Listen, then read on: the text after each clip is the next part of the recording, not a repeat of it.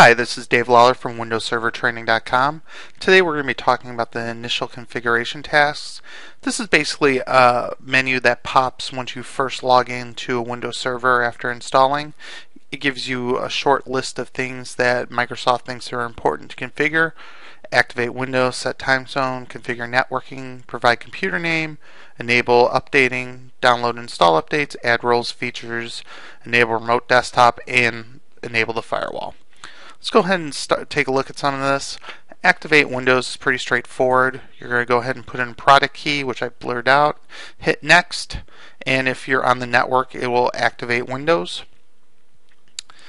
So activation was successful. Go ahead and click close. Next you'll see set time zone and time. In this case you can change the date and time here. It's pretty straightforward. Click OK. You can also change time zone, add additional clocks if you are dealing with different time zones with different people, and set up the internet time to be able to synchronize automatically with the server.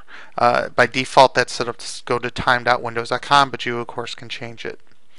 Configure networking is next. I'm going to leave DHCP on this, but I definitely would recommend going to a static.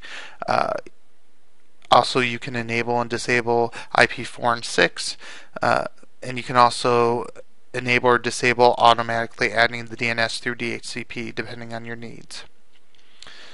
Okay, go ahead and close out of that. Next, we're going to look at provide computer name domain. Currently, we are going to be walking through setting up a domain in the next couple of lessons. For this one, I'm just going to go ahead and change the computer name to our domain controller, since this will be the first domain controller. We'll leave it at workgroup for now, but if I wanted to join a domain, I would just add it there. Click OK. Now once you change the name or join a domain, it's going to require a restart, and actually that will stop us from doing some other things later until that restart happens. But for now we're going to restart later. Enable automatic updating. I like to manually configure this. Some people do set it to automatically update. The problem is I don't always want my server to restart whenever Microsoft says so.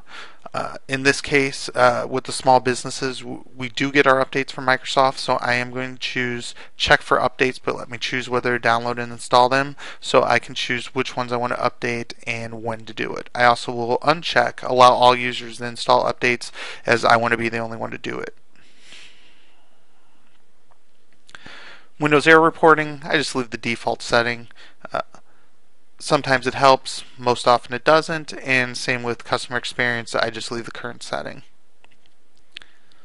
So the next thing you'll want to do is update the server, download and install updates.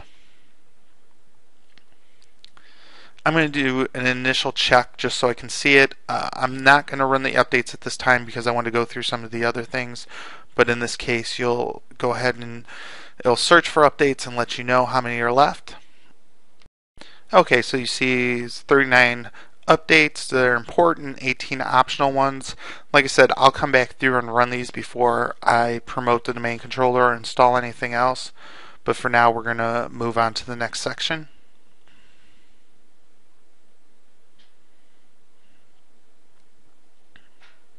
You could also add roles and features, but since I changed the computer name, I'm not able to do this at this time, but that's okay, because when we do add the next role, that's going to be a completely separate issue. I also like to enable the remote desktop right away. You have a couple options here depending on whether you still use XP or if you're on Vista and Windows 7. I'm on Windows 7, so I do use the third option, which is allow connections only from computers running NLA, network level authentication.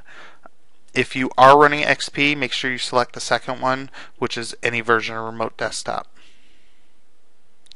It creates a firewall exception for you, and then you go ahead and click apply and OK. The last setting that they want you to do is configure the firewall. Unless you have a pressing reason to turn it off, I generally just leave it on. There's no need to turn it off unless you have specific issues with it. So now I'm just going to go ahead and restart, and that's it. Pretty simple, easy.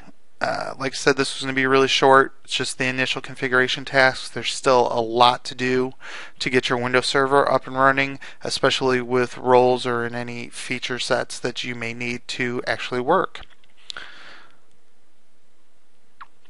Thanks for watching. If you have any comments, please visit windowservertraining.com or you can email me at dave@davelawler.com.